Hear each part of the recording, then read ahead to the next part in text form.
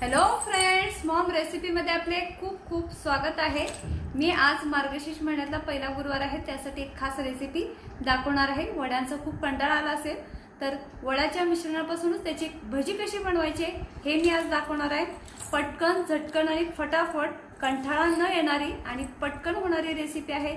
चला तर वेळ न घालवता आपण फटाफट रेसिपी बनवू। शाबू भजी बनवण्यासाठी शाबू भिजवलेले घेतलेले आहे, 1 तास भिजवलेले आहे। हे मीठ आहे, शेंगदाणा पीठ आहे, शेंगदाण्याचा कूट, मिरची पावडर, हिरवी मिरची, जिरे आणि बटाटे। आता आपण भजीसाठी मिश्रण बनवूया। हे शाबू घेतलेले आहे भिजवलेली, त्याच्यामध्ये बटाटा घालून घ्यायचा आहे।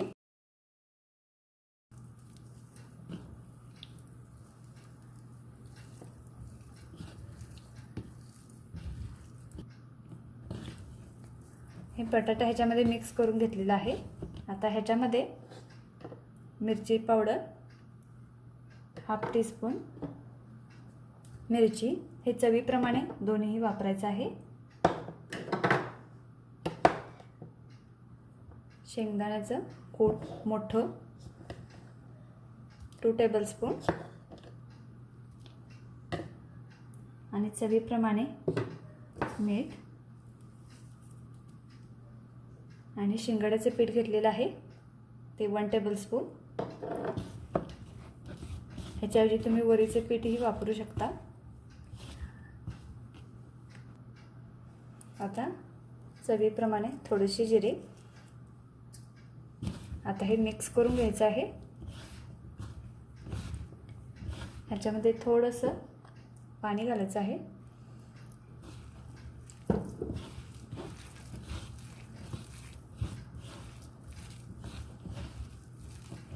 हे फार सुट्ट होऊ नये म्हणून पाणी वापरलेलं आहे।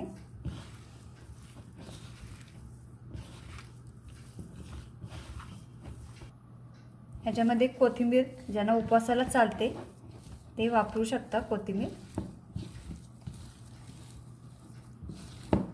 हे असं मिश्रण व्हायला हवं, जसं भजी टाकण्यासाठी असं।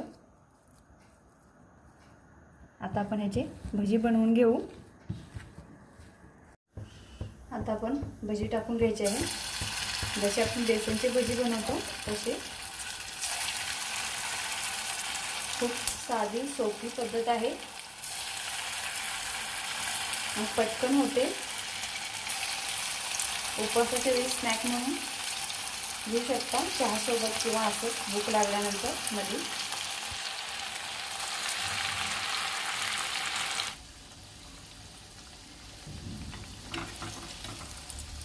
हे असे तळून घ्यायचे आहे।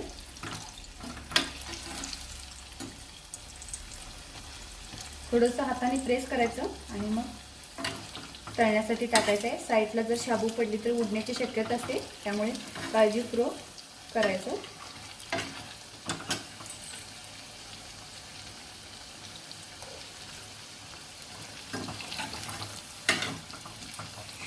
हे असे आपण गोल्डन ब्राऊन भाजून घेतलेले आहे, तळून घेतलेले आहे।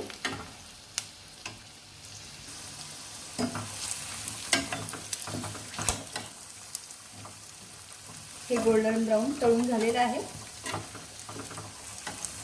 आता हे आपण एका सर्विंग डिश मध्ये काढून घेऊ। रेडी आहेत आपले शाबूचे भजी किंवा पकोडे म्हणू शकता। खूप टेस्टी लागतात आणि पटकन झटपट होतात। वड्यांपेक्षा खूप सोपी पद्धत आहे, त्यामुळे नक्की ट्राय करून बघा आणि कमेंट बॉक्समध्ये कमेंट द्यायला विसरू नका। लाईक करा, शेअर करा। Thanks for watching.